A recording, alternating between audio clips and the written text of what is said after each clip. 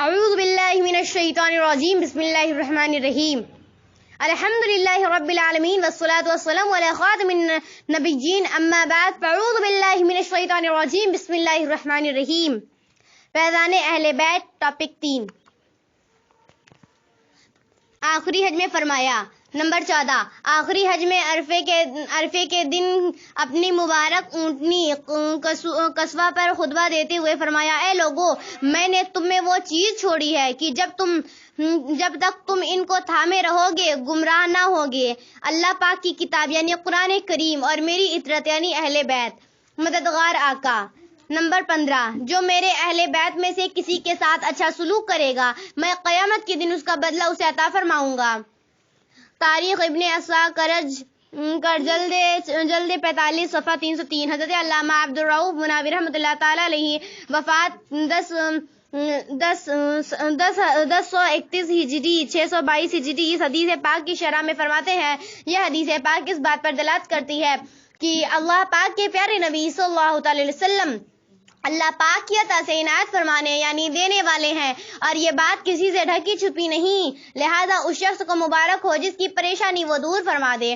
یا اس کی پکار پر تشریف لے آئے اور اس کی حاجت ضرورت پوری فرما دے واللہ وہ سن لیں گے فریاد کو پہنچیں گے اتنا بھی تو ہو کوئی جو آہ کرے دل سے آقا صلی اللہ علیہ وسلم بدلہ دیں گے نمبر 16 جو شخص اولاد عبد المطلب میں سے کسی کے ساتھ دنیا میں بھلائی کرے اس کا بدلہ دینا مجھ پر لازم ہے جب وہ روز قیامت مجھ سے ملے گا سیدوں کی خدمت کی ترغیب میرے آقا اعلیٰ حضرت امام اہل سنت امام احمد رضا خان رحمۃ اللہ تعالی علیہ فتاوی رضویہ میں یہ حدیث پاک لکھنے کے بعد فرماتے ہیں اللہ اکبر قیامت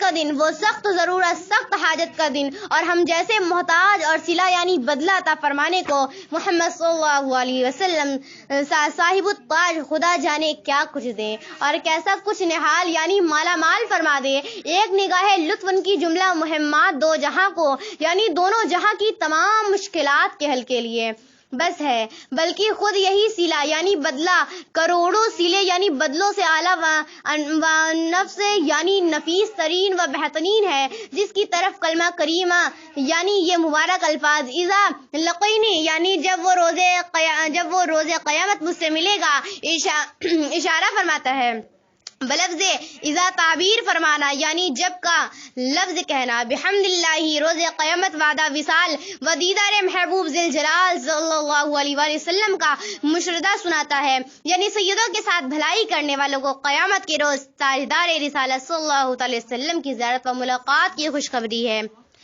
مسلمانوں اور کیا درکار ہے دوڑو اور اس دولت و سعادت کو لو وباللہ توفیق یعنی یہ اللہ پاک ہی کی توفیق سے ہے مزید ایک موقع پر فرماتے ہیں اقول یعنی میں کہتا ہوں بڑے مال والے اگر اپنے خالص مالوں سے بطور ہدیہ یعنی گفٹ ان حضرات اولیاء یعنی بلند مرتبہ صاحبان کی خدمت نہ کریں تو ان مالداروں کی اپنی بے سعادتی و محرومی ہے وہ وقت یاد کریں جب ان حضرات سادات کرام کے جد اکرم صلی اللہ علیہ وآلہ وسلم کے سوا ظاہری آنکھوں کو بھی کوئی ملجا و ماؤ یعنی پناہ کا ٹھکانہ نہ ملے گا کیا پسند نہیں آتا کہ وہ مال جو انہی کے صدقے میں انہی کے سرکار سے عطا ہوا جسے عنقریب چھوڑ کر پھر ویسے ہی خالی ہاتھ زیر زمین یعنی قبر میں جانے والے ہیں ان صلی اللہ علیہ وسلم کی خوشنودی کے لیے ان کے پاک مبارک بیٹوں یعنی سیدوں پر اس کا ایک حصہ صرف کیا کریں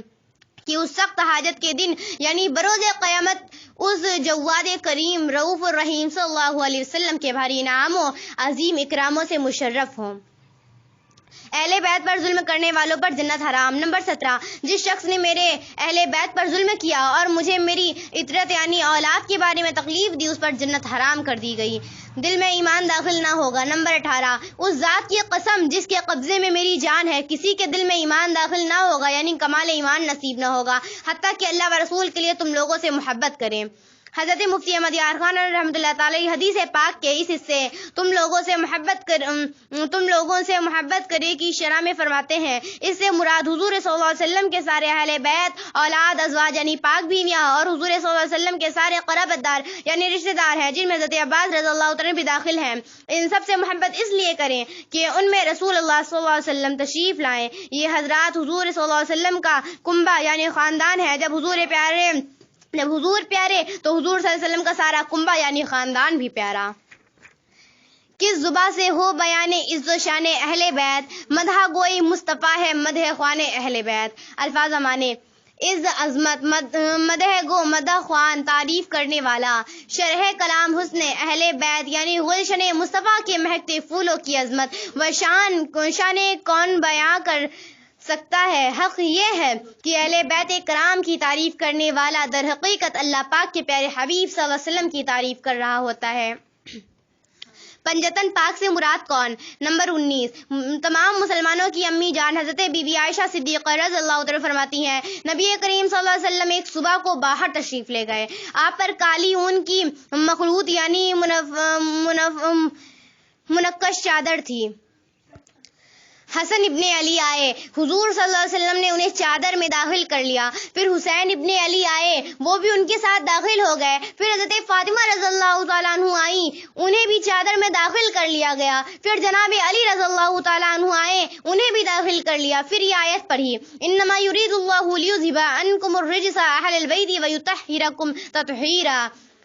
ترجمہ کنز ایمان: اللہ تو یہی چاہتا ہے اے نبی کے گھر والوں کہ تم سے ہر ناپاکی دور فرما دے اور تمہیں پاک کر کے خوب ستھرا کر دے۔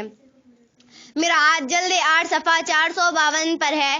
بعض روایت میں ہے کہ ام المومنین حضرت ام سلمہ رضی اللہ تعالیٰ عنہ نے حضور صلی اللہ علیہ وسلم سے اس موقع پر عرض کیا، حضور میں بھی آپ کی اہل بیت ہوں۔ فرمایا تم بھی اہل بیت ہو۔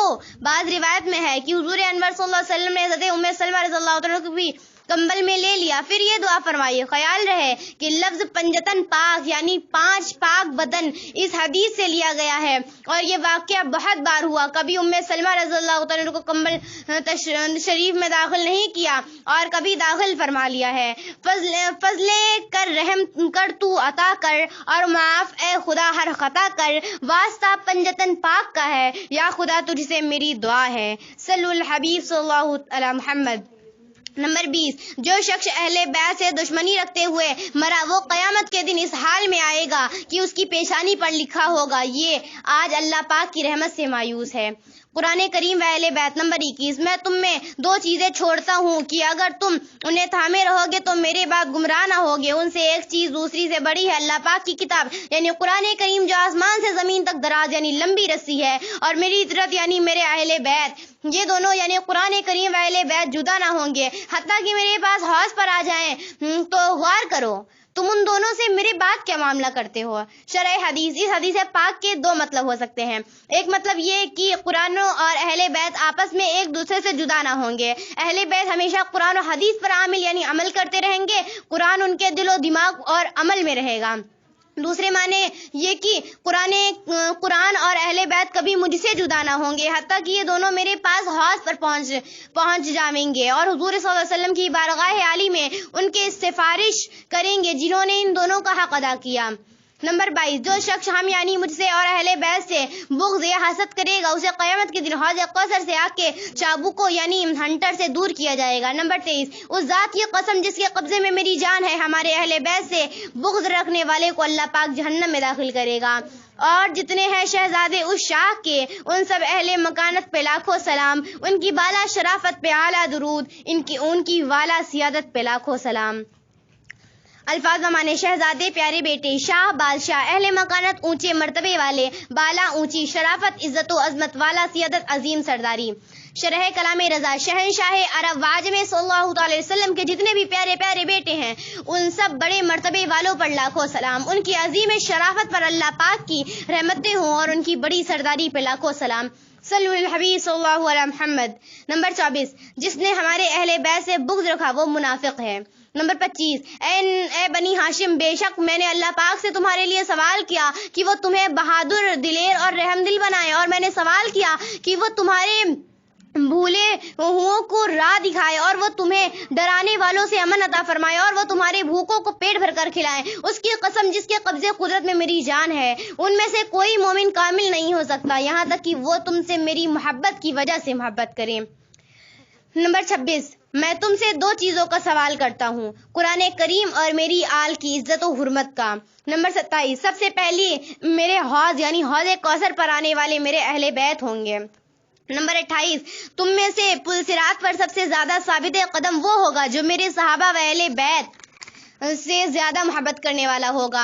हजरत अल्लामा अब्दुल रऊफ मुनाविर रहमतुल्लाह तआला इस हदीस पाक की शरह में फरमाते हैं, ये फजीलत उसके लिए है जिस मुसलमान के दिल में सहाबा व अहले बैत दोनों की मोहब्बत जमा हो गई और वो इसी हालत में फौत हो गया। मजीद फरमाते हैं, ये मतलब भी हो सकता है कि पुलसिरात से मुराद दीन इस्लाम हो, यानी तुम में सबसे ज्यादा दीन पर साबित कदम कामिलुल ईमान यानी मुकम्मल ईमान वाला वो होगा जो सहाबा व अहले बैत से सबसे ज्यादा प्यार करने वाला होगा। लिहाजा इस हदीस पाक से ये नतीजा निकला कि सहाबा व अहले बैत की मोहब्बत ईमान के कामिल यानी पूरा होने की दलील है और इस मोहब्बत से मुराद ऐसी मोहब्बत है जो किसी शरई ममानात की तरफ लेकर ना जाती हो।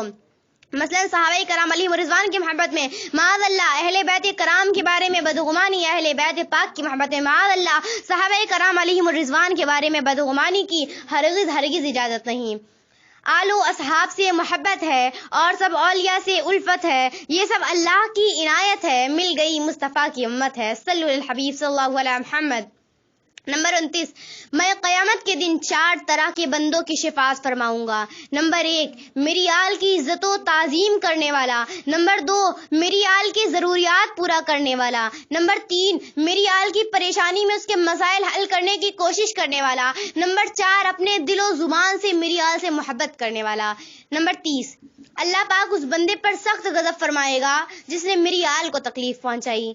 नंबर 31, पेट भरकर खाने वाले, अपने रब की फरमाबरदारी से गाफिल रहने वाले, अपने नबी सल्लल्लाहु अलैहि वसल्लम की सुन्नत को छोड़ने वाले, ओहद तोड़ने वाले, अपने नबी सल्लल्लाहु अलैहि वसल्लम की आल को मबगूस यानी नापसंद रखने वाले और अपने हमसाये को तकलीफ देने वाले को अल्लाह पाक नापसंद फरमाता है। नंबर 32, मेरे अहले बैत व अंसार यानी अंसारी सहाबा मेरी खास जमात और मेरे हमराज हैं। नंबर 33, अल्लाह पाक और मैंने इन 6 अफराद पर लानत फरमाई है। नंबर 1, अल्लाह पाक की किताब में ज़्यादती करने वाला। नंबर 2, तकदीर को झुटलाने वाला। नंबर 3, जोर ज़बरदस्ती से हाकिम बनने वाला। नंबर 4, उस शय को इज्जत देने वाला जिसे अल्लाह पाक ने जलील किया हो और उसको जलील करने वाला जिसको अल्लाह पाक ने इज्जत फरमाई हो। नंबर 5, अल्लाह पाक की हराम की हुई शय को हलाल करने वाला। नंबर 6, मेरी आल के मामले में उसे शय को हलाल समझने वाला जिसको अल्लाह पाक ने हराम किया हो और मेरी सुन्नत को छोड़ने वाला। नंबर 34, 3 चीजें ऐसी हैं जिसने इनकी हिफाजत की, अल्लाह पाक उसके दीनों दुनिया के मामले में हिफाजत फरमाएगा और जिसने उनको ज़ाये किया अल्लाह पाक उसकी किसी भी मामले में हिफाजत नहीं फरमाएगा। नंबर 1, इस्लाम की इज्जत व एहतराम। नंबर 2, मेरी इज्जत व एहतराम। नंबर 3, मेरे रिश्ते व क़राबतदारों की इज्जत व एहतराम। नंबर 35, लोगों में सबसे बेहतर अहले अरब हैं और अरब में बेहतर कुरैश वाले और कुरैश में बेहतर बनो हाशिम हैं। अहले बैत को तकलीफ देने वाले की उम्र में बरकत नहीं होती। नंबर 36, जिसे पसंद हो कि उसकी उम्र में बरकत हो और अल्लाह पाक उसे अपनी दी हुई नेमत से फायदा दे तो उसे लाजिम है कि मेरे बाद मेरे अहले बैत से अच्छा सलूक करे। जो ऐसा ना करे उसकी उम्र की बरकत उड़ जाए और क़यामत में मेरे सामने काला मुंह लेकर आए। नंबर 37, सितारे आसमान वालों के लिए अमान है और मेरे अहले बैत मेरी उम्मत के लिए अमान और सलामती हैं। नंबर 38, हसन और हुसैन रज़ियल्लाहु अन्हा दुनिया में मेरे 2 फूल हैं। नंबर 39, हसन और हुसैन रज़ियल्लाहु ताला अन्हु जन्नती जवानों के सरदार हैं। नंबर 40, जिसने इन दोनों हसनैन करीमैन रज़ियल्लाहु ताला अन्हुमा और उनके वालिदैन से मोहब्बत की वो क़यामत के दिन मेरे साथ मेरे दर्जे में होगा। ऐ आशिक़ाने सहाबा व अहले बैत, याद रहे सालिहीन यानी नेक लोगों के साथ होने से ये लाजिम नहीं आता कि उसका दर्जा और जज़ा हर एतबार से सालिहीन यानी आला दर्जा के नेक लोगों की मिस्ल होगी, بلکہ کسی درجے میں کسی خاص اعتبار سے شرکت ہوگی، اگرچہ مقام و عزت و معیار کے اعتبار سے لاکھوں درجے فرق ہوں، جیسے محل میں بادشاہ و غلام یا کوٹھی میں سیٹ اور ملازم دونوں ہوتے ہیں، لیکن فرق واضح ہے۔ میرے آقا اعلیٰ حضرت رحمۃ اللہ تعالی علیہ فرماتے ہیں، آل پاک اور ان کے حقوق کی تاکید کے متعلق حدیثیں تواتر کو پہنچی ہوئی ہے۔ میرا ہر عمل بس تیرے واسطے ہو، کر اخلاص ایسا عطا یا الہی۔